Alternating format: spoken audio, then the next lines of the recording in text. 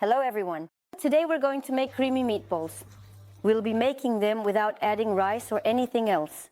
We won't be adding any grains. I'll show you what to add to make them tasty, juicy, and without any grains. Instead of rice, we'll add zucchini or squash, whichever you happen to have on hand. I took this particularly large one for 300 grams of meat.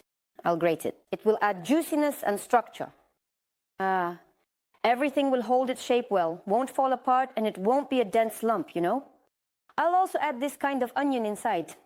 Regular yellow onion will go into the sauce. So, using a fine grater, this really fine one, we grate it gently and thoroughly. Now, we slowly and carefully squeeze out all of the vegetables. Why? There's a lot of moisture. I don't squeeze it completely dry, but just enough. And if you use squash instead of zucchini, there's even more moisture in them. So make sure to squeeze them out. Today I used leek. You can just use green onions instead. Take a bunch of green onions just by eye and chop them finely. But since I have leek, I actually like it even more. It's meatier. Now look, we put it into the blender.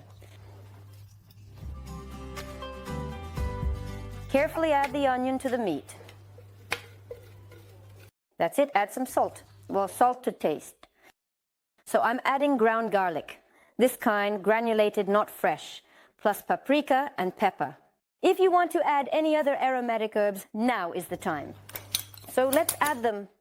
And here's an important point. Make sure to mix and knead everything together very thoroughly by hand, just like I'm showing you here. So as you can see, it really does seem like I have about as many vegetables here as I do meat. And honestly, that's exactly how it should be. Otherwise, it won't be as juicy. And I really want them to be really, really juicy. You can also use ground chicken if you like. I'm using pork today, but you can use a mix. I recommend not using beef. It's too dense and takes a long time to cook. For meatballs, it's better to use either pork or chicken. So look at how beautiful this is. That's it, everything is ready. This part of the Margesson ballet is done. Now onto the onion. Chop the onion and put it in the blender as well. I didn't even wash it after the onion. Just add the onion right in here. I used the whole 4 onions. It's really delicious when there's a lot of onion in the sauce. But if you're not really a fan of onion, at the very least, please do try to add just 1 if you can. But with onion, this sauce is simply outstanding. That's why I used as many as 4 onions. Here's how the onion turned out. If you want, you can definitely add garlic if that's your preference, but I personally don't want to add garlic to this sauce, only to the meat, as I think it works better there. So let's go ahead and add the onion to the pan now. I'm using a pan similar to a wok right away. You can use one with high sides or even a pot where you can saute at the bottom, say if it has a thick base, and then cook everything in it. The high sides are important here. Now for the mushrooms. Slice the mushrooms and add them to the onions.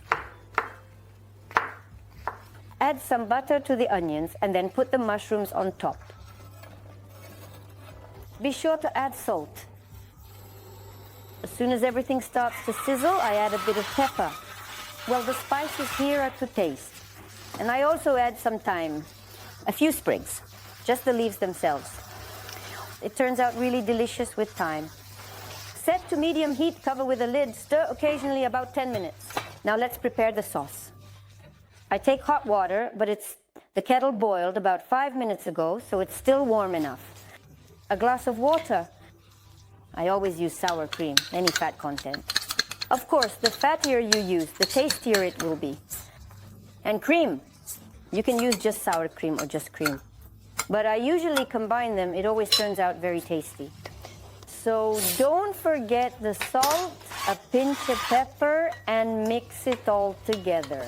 Now take a look, we mix everything together. So look, it has such a creamy aroma. It's just so delicious. Now what do we do next? The onions are almost ready. They're sauteed, but very, very tasty. Absolutely bursting with flavor. Now, gently add the delicious sauce that we prepared earlier to them. Just pour it all in like this. Mix it together. Just like that. I use a teaspoon to gently scoop up each meatball, being careful so they keep their shape, and then I slowly drop them, one at a time, into this pot of boiling milk broth. The hot bubbling broth will cook the meatballs and let them soak up the creamy flavor. So look, when it starts boiling too much, lower the temperature. I also do this.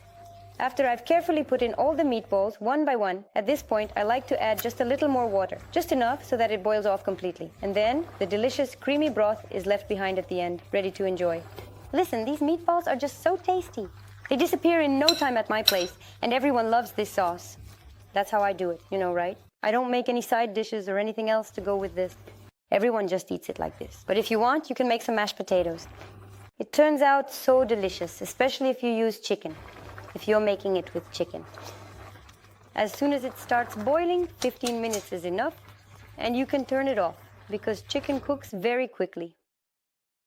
With pork, I cook it longer, about 20 to 25 minutes, to make sure the meat is done. I lower the heat to just below medium and wait for it to cook. Look, now the meat will release more broth, and it'll be just right. I'll add a couple more spoonfuls of water, and it'll be perfect. I'm adding just a little bit of water.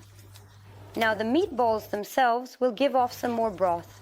Cover it, set the heat a bit lower than medium, and let it simmer for 20 or 25 minutes. The meatballs are ready.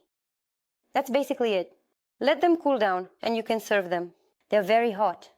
These meatballs keep well in the fridge, in containers with lids. You can pour them out like this, and then serve. A little dill right on the plate, and serve.